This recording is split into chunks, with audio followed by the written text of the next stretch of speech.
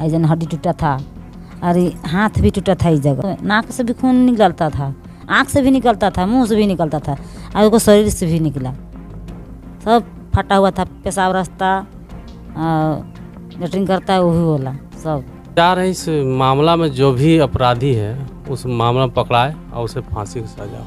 यहीं पे जो है पीड़िता की लाश पाई गई थी। तो इस देश को भी सोचना होगा और इस कानून व्यवस्था को भी सोचना होगा कि कब तक इन माताओं बहनों की गोद सुनी होती रहेगी और कब तक अपराधी खुले में घूमते रहेंगे। आज तक हम ऐसा नहीं कांड सुने थे, आज कैसे ऐसा हो गया और मेरा सब पढ़े वाला बच्चा सबके ले गया है।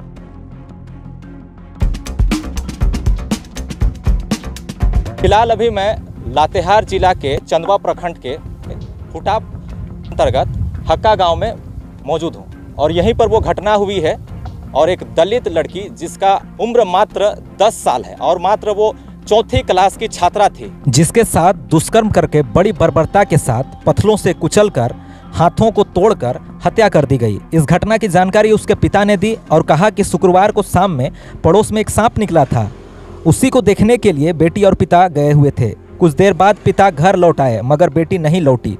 देर रात होने पर परिवार वालों द्वारा खोजबीन की गई मगर रात भर नहीं मिल पाई और सुबह को शव उसके घर के कुछ ही दूर में पाया गया। बिलासराम सांप मारने गए थे, दोनों हुआ था मतलब 6:30 बजे, मतलब 6:30 बजे ये सांप मारने गए थे। तो वहाँ से ठीक कहते हुए देख रहे हैं, रुपया देख रहे हैं, खोज रहे हैं, तो रुपया मिल नहीं रहा है, जब पूरा हका रहे हैं। अथी महिली बेटी है तो उन्हें उधर गया, मैदान करने गया है न, देख रहा है कि सफा अथी में अम्बा के पेड़ जगह मार के सुता हुआ है। देखें न सांस नहीं चल रहा था, इधर से हम गए, क्या हुआ कह के अचानक गए थे हम, वही मैया को पटरा लिए और रोने लगे, हम बेहोश हो गए। हम जा रहे हैं उस घटना स्थल पर जो कि घर से काफ़ी नज़दीक में है और एक आम पेड़ है, उसी के नीचे शव पाया गया था। यहीं पे जो है पीड़िता की लाश पाई गई थी और घर से काफ़ी पास में है। आपको दिखाना चाहूँगा, इधर देखिए, घर जो है वो काफ़ी सामने है, कुछ ही मीटर के दूर। रात में 11-12 बजे पूरा प्रशासन के साथ डॉग आती है। उसके बाद यहाँ से चलते हुए आगे एक कुआं है, वहाँ जाके डॉग रुक जाती है, वहीं तक रुकता है, उसके आगे मतलब डॉग नहीं खोज पा रही है। मतलब वहीं पे दुष्कर्म किया गया है।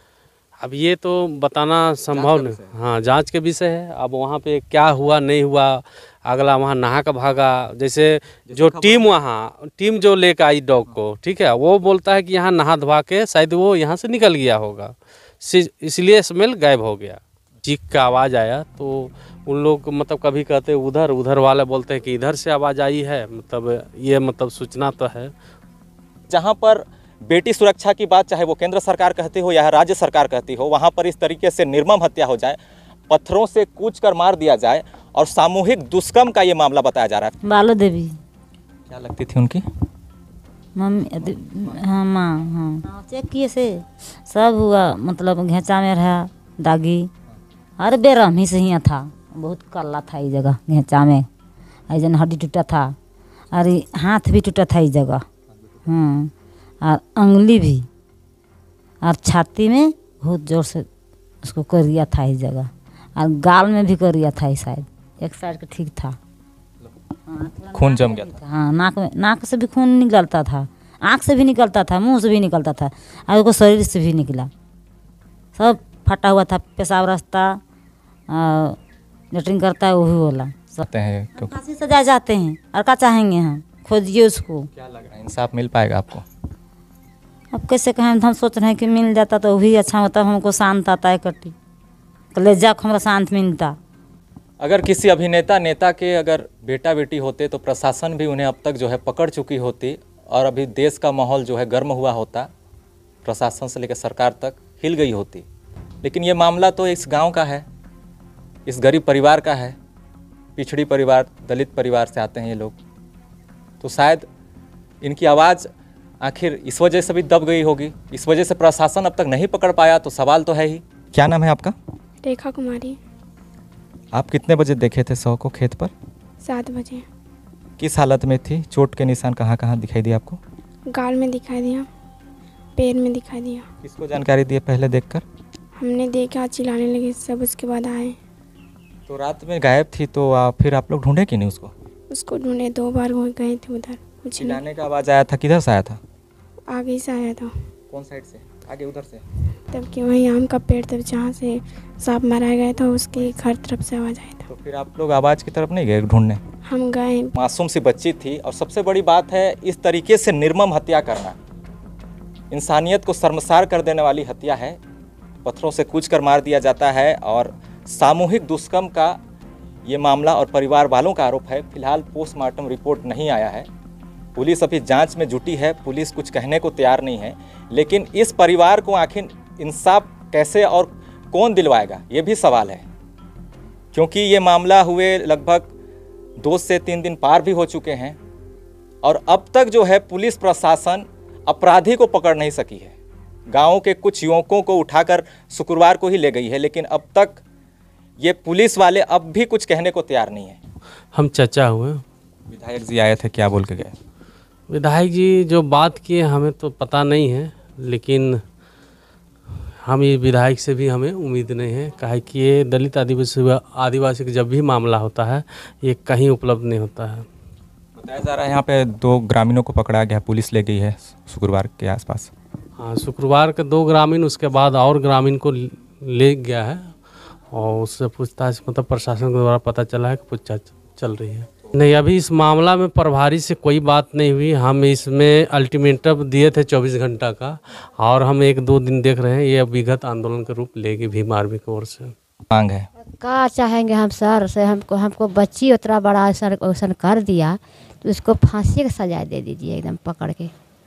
उतना बड़ा बच्ची वो का किया, का गलत किया उसके साथ में आए। सोचे भी नहीं थे यार, ये हो ही नहीं सकता था, कैसे अचानक कैसे हो गया। अभी देख रहे हैं, अभी परदेश से आ रहे हैं, ईटा भट्टा ढोते सबसे पूछ लीजिए ये लोग कि कितना गरीब है। ये लोग से एक मुट्ठा हमको खेती नहीं होता है, नहीं करते हैं।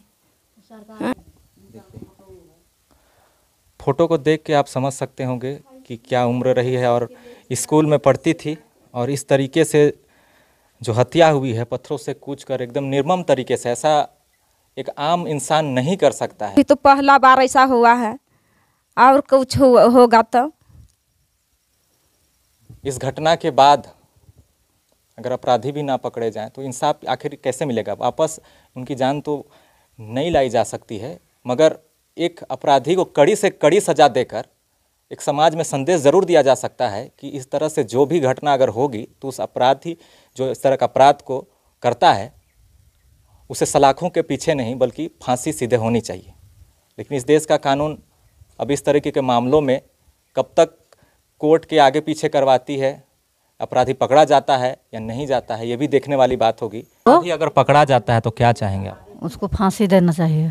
परिवार है और इंसाफ की मांग को लेकर इनके आंखों में भी आंसू हैं और इतने सुदूर इलाके में अगर प्रशासन हमेशा से कहती है कि हमारा देश गांव में बसता है और गांव की बेटियों को पढ़ाने को लेकर के योजनाएं बनती हैं, लेकिन इन मासूम बच्चियों के साथ इस तरह से निर्मम हत्या हो जाती है, गैंगरेप हो जाता है, दुष्कर्म हो जाता है और इस निर्मम हत्या के बाद भी अपराधी नहीं पकड़ा जाता है, तो इस देश को भी सोचना होगा और इस कानून व्यवस्था को भी सोचना होगा कि कब तक इन माताओं बहनों की गोद सूनी होती रहेगी और कब तक अपराधी खुले में घूमते रहेंगे और अपराधियों का कब तक इसी तरीके से मनोबल बढ़ता रहेगा।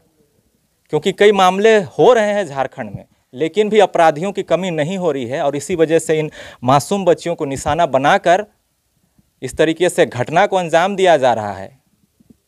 परिवार वालों का रो रो कर बुरा हाल था।